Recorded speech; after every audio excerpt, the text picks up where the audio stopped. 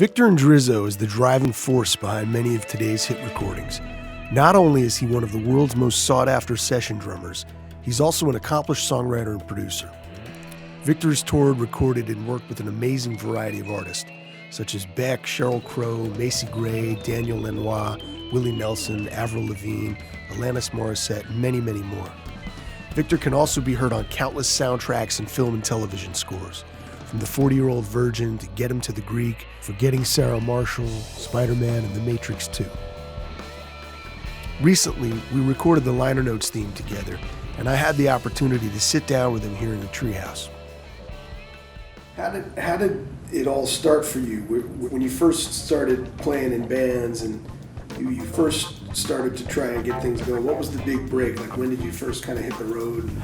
Big break, I don't know. You know, for me, I ran away to Hollywood at 17 and was lucky enough, I got an audition for this band, Red Cross. It was kind of a big Los Angeles band at the time. And then we got our first record deal and our first little taste of touring around. And I was in a series of bands for many years, and over the years of just recording with those bands, somehow I kind of morphed into a guy that started doing studio work. Really after, I did a couple records before I got the Beck gig, but after the Beck gig, then I really started making a transition into the studio world. So I came in after the Odelay record, which was really a huge record. I came in for Midnight Vultures, and so it was a big deal. It was like kind of, all of a sudden going from playing a bunch of clubs and stuff to playing in stadiums and arenas and huge festivals.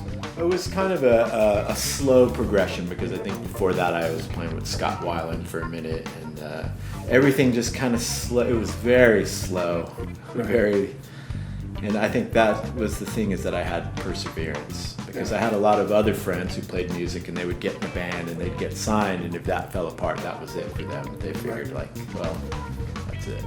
I mean, it is remarkable if you look at your resume. I mean, you have become, one of the most in-demand session people in the world. Since I played with like punk rock bands and I played with like soul bands, like I had a kind of a wide palette, but also those things kind of came into style. When I used to think of the session guy as a very slick guy, and I certainly was not a slick player, and am not a slick player. But because I could play kind of more youthful, as the producers would put it, and I could play the loops, the tides of music kind of just went with the things that I was into. Yeah. And so, if I was born earlier, maybe I wouldn't have been as lucky. Yeah, you don't play like a nerdy session guy. you play with like attitude and feel. Which I think that if I have a strong point, especially early on, it was that I could come into like a band situation and I could be like I was in the band the whole time. And I think that's important for a lot of things, especially for records now. It's like, you come in, you listen to the song once, twice, make your chart, and then you have to go and you have to play it like you've played it your whole life. Yeah. Now you've set up a recording studio with some partners that we did some work in together recently. Tell us about that. It's a classic old room that's been around since the 60s. At Sage and Sound was known. We call our version of it Band House Studios. It's a great classic room with an API console. It's a beautiful sounding room, beautiful sounding space. Yeah, really lucky. I share with great bass player Sean Hurley and a great engineer Chris Steffen. And so Sean and I work on a lot of stuff together, and that was kind of the impetus for it, was that we get so much work together, we needed a place that we could do stuff there, and we needed an engineer, and Chris is one of my favorites. So it's really worked out pretty good. And the way, most people have home studios, to have a classic room that sounds amazing and have great gear in there, we're very, very fortunate. So on the producing tip, tell us about some of your latest exploits. Yeah, well, my favorite thing that I'm working on is Fever the Ghost, which is my son's band. Fantastic band. Yeah, and they have a deal with Heavenly Records and a complicated game. And to me, that's a learning experience. I'm learning from them a lot, because they're a unique band in the fact that like rules don't really apply. And I find that working with them more times than not, it's like I have to stop myself from wanting to give advice to say, because I'm used to following a certain set of parameters for so many years of like, oh, this is how you make a record. Yeah, well, you played on so many pop records and you know how to do it. So in this case, it's more of like restraint and saying like, no, you know what, maybe let's not change what this guy's doing right now, because it's like breaking the rules and it's different. Like songwriting structure goes out the window. But that's exciting. You gotta let it grow, right? It's made me excited about music, really. Yeah. One of the most important things for us as people working in music to try and find ways to keep growing. And on that note, I'll take us to our 3 questions that we always ask in the interview.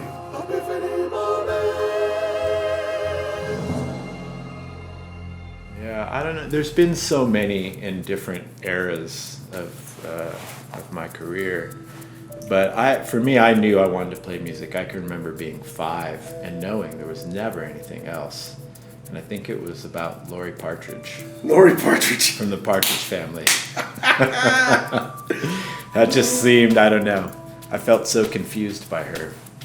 As being 5, I wanted her to be my sister, but I was also in love with her, so it was very confusing. Yes.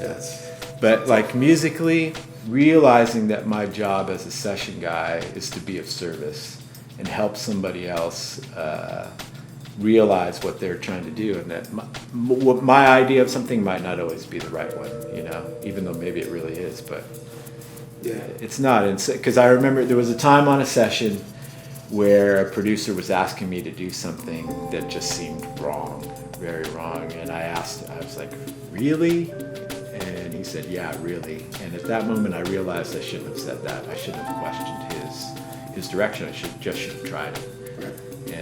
And I did, and at that moment I realized that's what this is about. It's not about me. It's about me trying to see somebody else's vision. You're being open. Yeah, being open to it. And maybe sometimes you can learn from that, sometimes not, but you have to go down that road.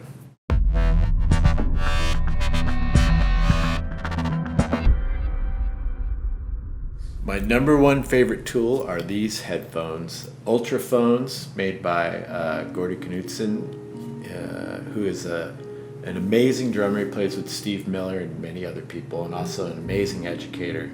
And you should definitely check these out. gk/music.com. And for me, there are a lot of like noise canceling headphones that just sound like crap. These sound amazing. They have these great drivers in them, and really I just couldn't imagine playing without these. And I've been using them live as well, because so many times now live I'm playing to a click track, and I stopped caring if I look goofy. I always look goofy anyway, so it's I really love those. And the other thing is an Orange County Percussion bell brass snare that any size of them is amazing, but there's something about the bell brass. It's so thick and it holds so many different kinds of tuning, and it really always freaks engineers out, because you can tune it a million different ways and it'll sound a million different ways. And to me, my favorite is tuning it really low and still has so much body to it, whereas a lot of other snares also kind of crap out. This guy just really holds amazing tunings every which way.